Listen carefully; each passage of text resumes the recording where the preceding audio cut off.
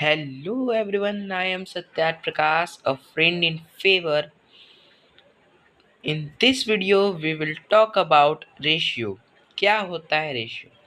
सबसे पहले रेशियो का यूज हम लोग करते हैं क्वांटिटीज को कंपेयर करने में which are in same unit, जो कि सेम यूनिट की हो एंड ऑफ सेम काइंड, उनका काइंड भी सेम हो। जैसे अगर आपका एक चीज मान लीजिए, जैसे डिस्टेंस हम लोग नाप रहे हैं, ठीक है।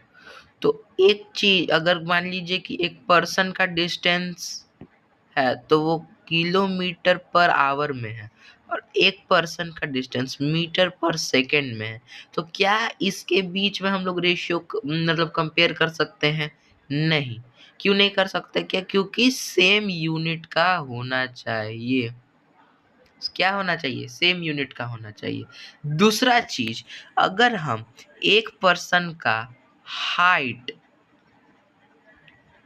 दूसरे पर्सन के वेट से कंपेयर कर सकते हैं कि मेरा हाइट, जो जैसे एक पर्सन का हाइट 5 फीट 5 इंच है और दूसरा कहता है कि मेरा वेट 60 kg है, तो क्या इस कंडीशन में कंपैरिजन पॉसिबल है?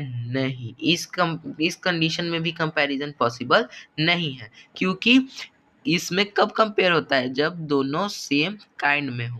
रेशियो को हम लोग ऐसे डिनोट करते हैं, जैसे दो रेशियो टर्म्स है ए और बी, तो इसको ऐसे हम लोग रिप्रेजेंट करेंगे, और जो ये बीच में दो डॉट है, इसी डॉट के हेल्प से हम लोग रेशियो को डिनोट करते हैं। जब ये डॉट हट जाएंगे तो इसको कहा ए बाई बी के फॉर्म में, यानी इसको फ्रैक्शनल फॉर्म में लिखा जाएगा। इसमें जो पहला टर्म है रेशियो के पहले में, जो ये जो पहला टर्म है उसको कहा जाता है फर्स्ट टर्म या एंटीसीडेंट, और दूसरे को कहा जाता है सेकंड टर्म या कॉन्सिक्वेंट। ठीक है।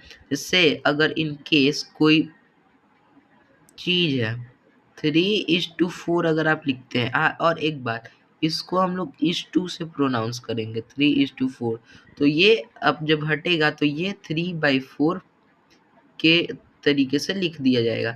3 will be called antecedent and 4 will be called consequent. That was for today. Thank you.